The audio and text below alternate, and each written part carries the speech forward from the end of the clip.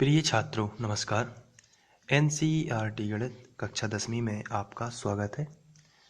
आज हम लोग प्रश्नावली 1.1 का प्रश्न क्रमांक 3 करेंगे, जिसमें दिया गया है किसी परेड में 616 सदस्यों वाली एक सेना आर्मी की टुकड़ी को 32 सदस्यों वाले एक आर्मी बैंड के पीछे मार्च करना है। दोनों समूहों को समान संख्या वाले स्तंभों में मार्च करना है। उन स्तंभों की अधिकतम संख्या क्या होगी जिसमें वे मार्च कर सकते हैं। तो स्तंभों की अधिकतम संख्या जो है वो 616 और 32 का एचसीएफ होगा, क्योंकि इसमें शब्द आया है अधिकतम, और अधिकतम से आपको याद रखना है एचसीएफ जो होता है उसका मतलब होता है हाईएस्ट कॉमन फैक्टर, और जिसमें हाईएस्ट का मतलब भी होता है अधिकतम। तो यहाँ से आप इसको कर सकते हैं, इसको आप यहाँ पर देख सकते हैं। हमें अधिकतम स्तंभों की संख्या ज्ञात करनी है और इसलिए हमें एचसीएफ ज्ञात करना होगा। अब हमें एचसीएफ क्यों ज्ञात करना होगा? क्योंकि एचसीएफ में एच का मतलब होता है हाईएस्ट, और जो हाईएस्ट है इसका मीनिंग ही होता है अधिकतम। तो जब भी हमें अधिकतम ज्ञात करना हो तो हम एचसीएफ निकालेंगे, और एचसीएफ हमें निकालने की विधि पता है। हम लोगों ने यूक्लिड विभाजन प्रमेय का और यूक्लिड विभाजन एल्गोरिथम को स्टडी किया हुआ है। तो इस तरीके से आप 616 और 32 के जो है एचसीएफ निकालेंगे और वही अधिकतम संख्या होगी। तो हम इस तरीके से इसमें लिखेंगे, इसको हम सॉल्व करना शुरू करते हैं। स्तंभों की अधिकतम संख्या जो है वो 616 और 32 का एचसीएफ होगा। तो आइए हम 616 और 32 का एचसीएफ निकाल लेते हैं। तो एचसीएफ निकालने की विधि में सबसे पहले हम दोनों संख्याओं को ध्यान से देखते हैं और इसमें बड़ी संख्या कौन सी है देख लेते हैं। तो बड़ी संख्या 616 है और छोटी संख्या 32 है। तो हम इस तरीके से इसको लिखेंगे, 616 बड़ी है और 32 छोटी है। तो इसमें हम रफ का इस्तेमाल भी करेंगे और रफ में हम इसका भाग देंगे।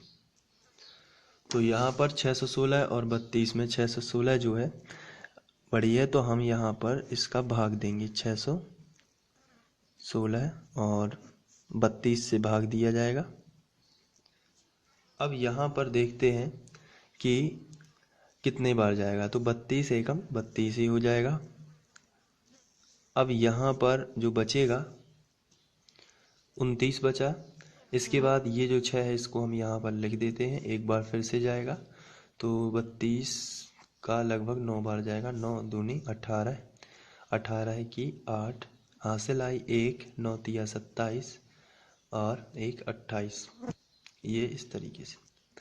अब यहाँ पर हम देख लेते हैं कि यहाँ पर बचा कितना। तो यहाँ पर बच जाएगा 8, और इसके बाद ये पहली प्रोसेस हो जाती है। इसे हम यूक्लिड विभाजन प्रमेय का कहते हैं। तो हमें हेडिंग डालनी होगी। इसके बाद हम रफ का बाद में लिखेंगे, यूक्लिड विभाजन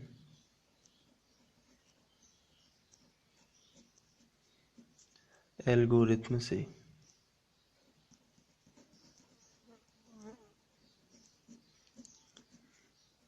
और इसमें जो हमने भाग दिया है, तो ये इतनी प्रोसेस जो हम लगाएंगे उसे प्रमेय का कहते हैं, लेकिन प्रमेय का के क्रमबद्ध चरण को हम एल्गोरिथम बोलते हैं। तो यहाँ पर जो बीच में संख्या लिखी हुई है उसको सबसे पहले आप लिखोगे यहाँ पर 616, और इसके बाद जो भाजक है उसका गुणा भागफल में करोगे।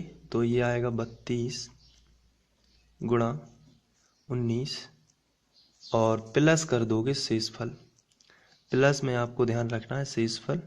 ये यूक्लिड की जो है प्रमेयिका है, और यहाँ पर तब तक भाग देते जाना है जब तक कि शेषफल 0 ना आ जाए। यहाँ शेषफल 0 नहीं आया है तो हम यहाँ पर लिखेंगे शेषफल जो है वो बराबर नहीं है 0 के। तो शेषफल बराबर नहीं है 0, और जब शेषफल बराबर नहीं है 0 तो आप इसको पुनः एक बार फिर से भाग देंगे। और ये जो है इसे बोलते हैं प्रमेय का।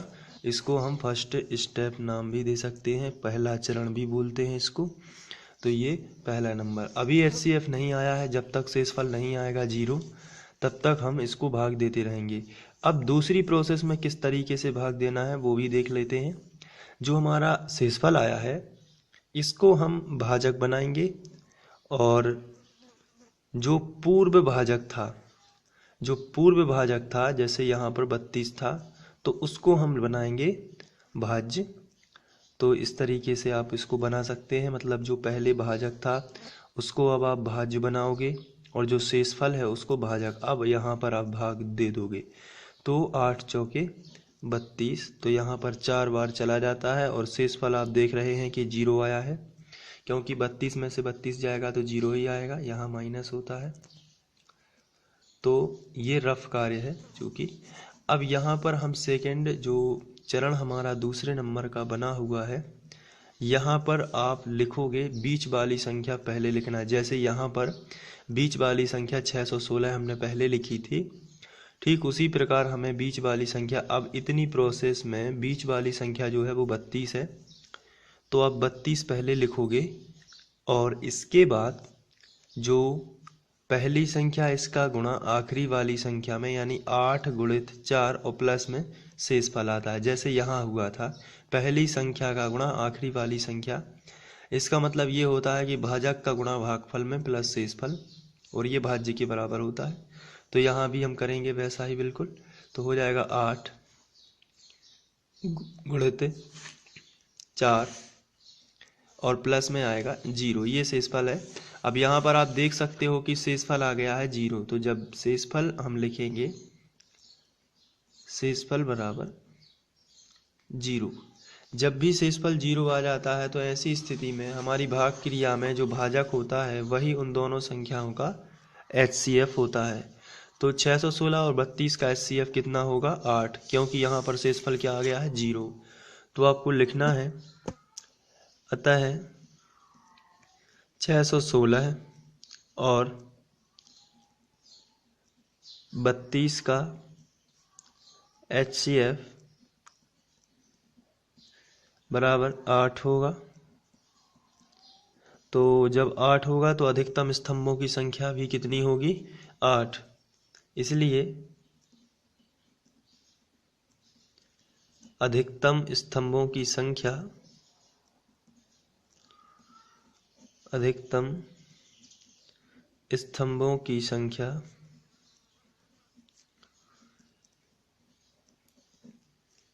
8 होगी। तो यहाँ पर अधिकतम स्तंभ जो हैं वो 8 बनेंगे और उसमें सेना मार्च करेगी।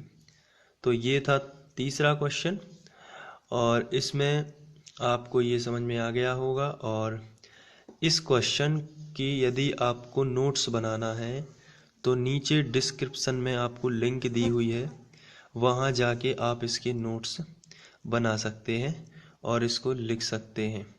और लिंक पर जाकर या फिर आप साइट पर जाकर भी इसको लिख सकते हैं। हमारी साइट का नाम है mpstudy.com।